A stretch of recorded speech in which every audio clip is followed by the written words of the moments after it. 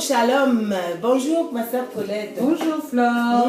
Bienvenue dans le Seigneur, bonjour.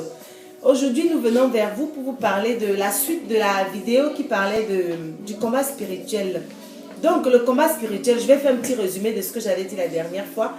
Le combat spirituel, c'est un combat contre l'ennemi parce que le Seigneur nous avait un programme, a des projets merveilleux pour nous et l'ennemi aussi a des projets malheureux pour nous. Des projets pour nous faire tomber, pour nous faire chuter. Et donc le Seigneur, sachant que l'ennemi allait nous suivre, donc il nous a prévenus, il nous a aussi donné des recommandations, il nous a demandé de nous revêtir des armes spirituelles pour tenir ferme contre les ruses de l'ennemi. Donc il a dit, vous n'avez pas à lutter contre la chair et le sang, mais contre les dominations, contre toutes les principautés de ce monde. Donc comme le monde est dirigé par le diable, donc il nous prévenait déjà et nous disait donc de nous revêtir des armes spirituelles. Donc on va vous parler des armes spirituelles ce matin et pour que les enfants, le peuple de Dieu soit prêt pour le combat. Ma soeur Paulette. Oui, moi je suis un peu étonnée. Je suis un peu étonnée de constater que beaucoup ignorent contre qui on se bat. Dieu nous a bien prévenus. Mon peuple périt par manque de connaissances. Et quelquefois, c'est même pas le manque de connaissances, c'est vraiment certains, ils mettent de côté. C'est-à-dire que ce problème-là, vous n'avez pas à lutter contre la chair et les sangs, mais contre les principautés, contre les esprits malins, les dominations, les autorités, les princes du monde des ténèbres. C'est écrit dans la parole. Si c'est écrit dans la parole, c'est que ces choses existent bel et bien. On ne peut pas se dire, moi je suis chrétien, Dieu a tout accompli, ce qui est vrai. Jésus a tout accompli sur la croix de Golgotha, c'est clair, mais il nous a aussi laissé sa parole pour que nous puissions nous inspirer de cette parole, avoir la connaissance de cette parole. Et donc la parole nous dit, vous avez un ennemi qui rôde. Et nous sommes en guerre. C'est la guerre, c'est le combat. C'est pas un combat naturel, mais c'est un combat spirituel. Et donc, il est quotidien. Il est quotidien. Et le Seigneur nous a donné des armes. Des armes. Et donc, avant de parler des armes, je voulais faire un petit tour là en disant que les chrétiens ne connaissent pas qu'on a deux réalités. Nous avons la réalité des ténèbres et la réalité des lumières. La réalité des lumières, c'est le monde dans lequel nous, chrétiens, nous, enfants de Dieu, nous vivons. Et le monde des ténèbres, c'est le monde du diable. Parce que si le Seigneur ouvre nos yeux aujourd'hui, il enlève les écailles de nos yeux, on va voir plein de choses. On va voir le monde, on va voir les anges, on va voir les anges, on va voir les démons, on va voir ceux qui servent le diable, ceux qui servent Dieu, on va voir le Saint-Esprit, on va voir l'esprit du mal, on va voir le monde de Dieu et le monde des ténèbres. Donc ceux qui s'accrochent, ceux qui n'arrêtent pas de dire, qui ne veulent pas considérer la présence du diable, ils sont déséquilibrés. Parce que c'est un déséquilibre spirituel qu'on a en ce moment-là. C'est qu'on est juste avec Dieu, on est avec Dieu et on chute facilement parce qu'on ne sait pas qu'on a l'ennemi à côté. Exactement. Et quand on n'a que Dieu, on n'a que Dieu, on n'a que Dieu. Quand on n'a que le diable, on n'a que le diable. Et on a un autre problème, c'est qu'on oublie Dieu qui est notre protecteur et on chute. Donc il ne faut pas être des chrétiens déséquilibrés, il faut être des chrétiens équilibrés. Mais vraiment équilibrés. C'est ce que le Seigneur nous recommande d'être. Flore. Lors d'une guerre, il y a deux camps. Une personne seule ne peut pas faire la guerre. C'est pas possible. Il y a toujours deux camps. Donc si l'Éternel nous parle de cette réalité des mondes des ténèbres, c'est qu'elle existe. Et donc, nous qui avons accepté Christ, nous ne faisons plus partie du monde des ténèbres. Nous faisons partie du monde céleste. Maintenant, il faut savoir que dans ce monde dans lequel nous vivons, le malin n'est pas d'accord. Et comme il n'est pas d'accord, chaque jour, il nous met les bâtons dans les roues.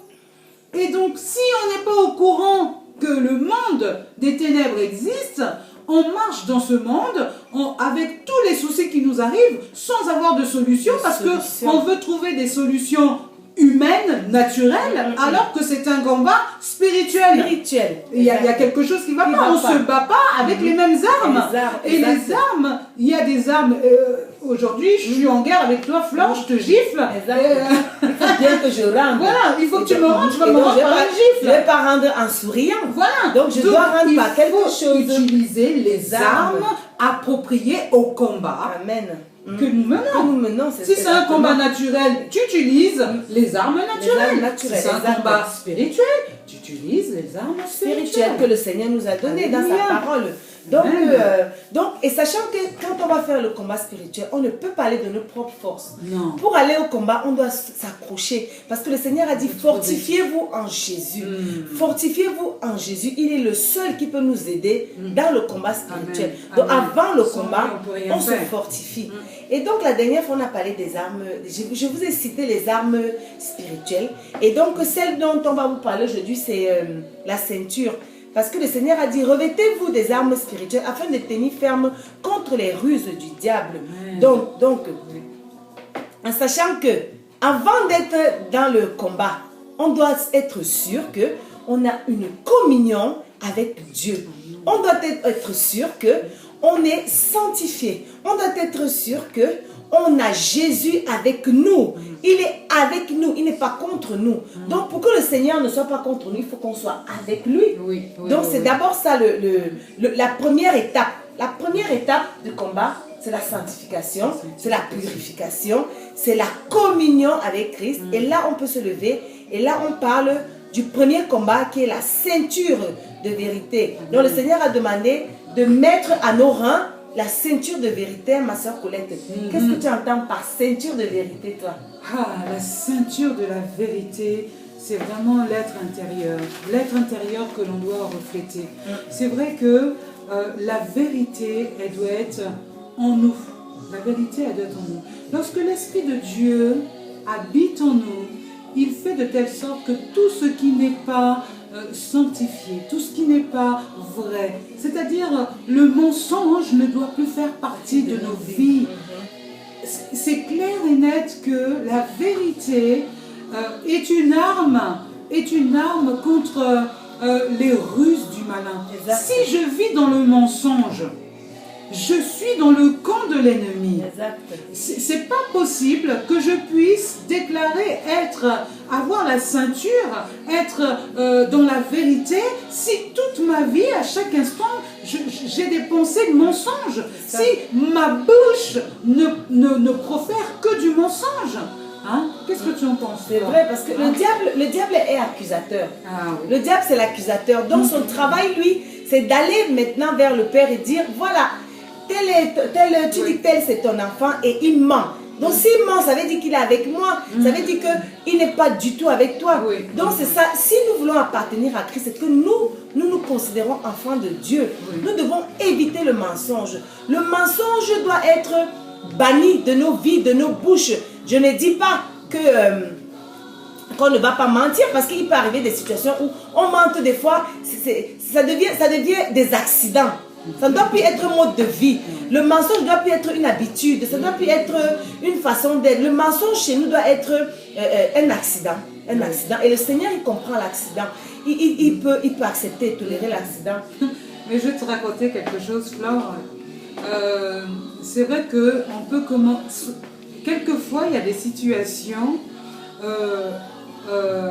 qui nous arrivent et on ne sait pas quoi répondre. Donc tout de suite, la première chose qui arrive, c'est un mensonge.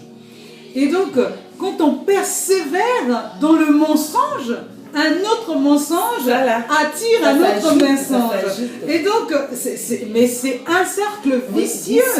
Parce qu'un mensonge ne vient jamais seul. D'un mensonge, faites l'expérience. Faites l'expérience de mentir une fois pour essayer de vous tirer d'une situation. Mais à la fin de la journée, vous allez vous dire, mais pourquoi j'ai fait ça? Dans un gouffre, on se retrouve dans un gouffre mais terrible, alors que finalement on aurait pu dire la vérité.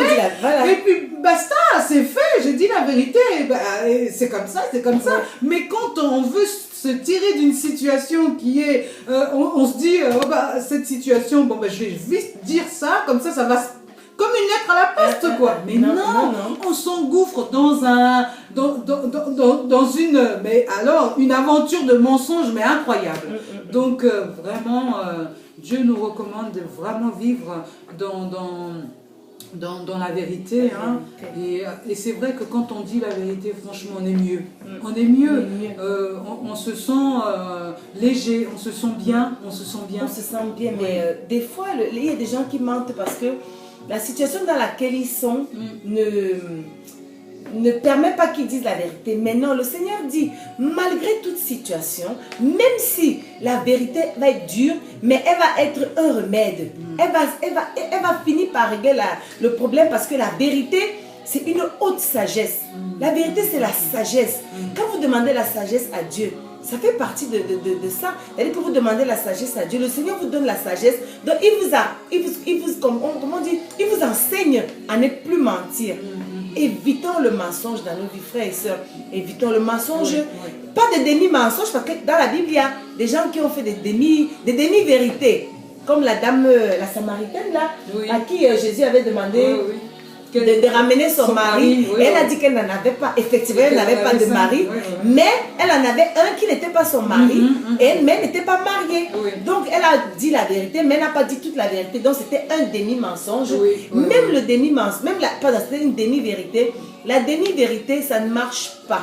Mais moi je crois, Flore, on ne peut pas servir deux maîtres. Non, c'est pas possible. Hein? Le Seigneur est un Dieu jaloux. Jaloux. Il ne peut tolérer qu'on soit adultère. Non. Il veut qu'on soit... Eh oui, c'est de l'adultère. Hein? Aimer deux personnes en même temps, c'est de l'adultère. Ou tu sers Dieu, ou tu sers le monde. Mais si tu sers le monde, sache qu'en servant le monde dans le mensonge, tu récolteras ce que tu auras semé. Donc, vivons dans la vérité. Moi, je crois que ne donnons pas l'accès au malin. Ne donnons pas l'accès au malin. De nous accuser. Écoutez, le mensonge peut arriver. Mais tout de suite, moi, c'est ce que j'aime dire. Tout de suite, quand on se rend compte qu'on a menti, tout de suite, ben voilà, on dit, oh là, mon Dieu, j'ai menti, pardonne-moi. Et on ne progresse pas dans le mensonge. On arrête de mentir. Hein? Plus on arrête de mentir, et mieux c'est. Mieux c'est, on se sent mieux. On se sent mieux, Et le Seigneur, il dit dans sa parole que je vomirai les tièdes. Je vomirai les tièdes, c'est-à-dire que ceux qui croient qu'ils peuvent jouer sur deux terrains, qui servent l'ennemi et servent Dieu, le Seigneur n'est pas avec eux. Quand il dit qu'il vomira les tièdes, imaginez-vous le vomi. Imaginez-vous le vomi, votre propre vomi. Est-ce que vous pouvez le remettre dans votre bouche? Non. Il sent mauvais, il chauffe, il est désagréable à voir. C'est exactement ce que le Seigneur fera de nous les menteurs. Et donc, ne servons pas deux maîtres. Ne nous laissons pas vomir par notre Dieu. Soyons vrais avec Dieu, soyons vrais avec notre prochain, soyons vrais avec tout ce qu'on rencontre. Et le Seigneur sera avec nous et nous fera grandir. Donc, remettez-vous de cette sagesse, de cette haute sagesse qui est la vérité. Demandons à l'Éternel, au Saint-Esprit, nous révélera et nous pourrons marcher dans la vérité. Amen. Donc, tu peux donner le mot de fin en annonçant le prochain, enfin, on va parler de la prochaine fois de la prochaine arme. Ben, la prochaine arme, ça sera la cuirasse de la justice. Amen. Hein? Que le Seigneur nous enseigne. Hein? C'est vrai que la vérité vient de la parole. La vérité vient aussi de ce que nous vivons au quotidien. Il n'y a pas quelque chose qui soit nouveau dans ce que nous sommes en train de vous dire. C'est juste d'appuyer par rapport à ce que nous vivons au quotidien, à nos vies personnelles. Et ce que nous disons, nous le prenons pour nous d'abord. Hein. Nous qui parlons, nous ne sommes pas, nous n'avons pas une couronne sur la tête. Non, c'est pas vrai. Nous essayons, jour après jour. Plus on parle et plus le Seigneur travaille avec nous aussi. Hein. Parce que c'est d'abord pour nous. Hein. Et le partager comme ça, c'est vraiment agréable. C'est vraiment agréable. Donc soyons fortifiés entre les mains du Seigneur. Soyez bénis. Ayez une journée bénie de vérité. Et puis appuyons-nous tous les jours, vraiment sur l'Éternel, sur Jésus qui est notre Sauveur et notre Maître. Amen. Méditation, Amen.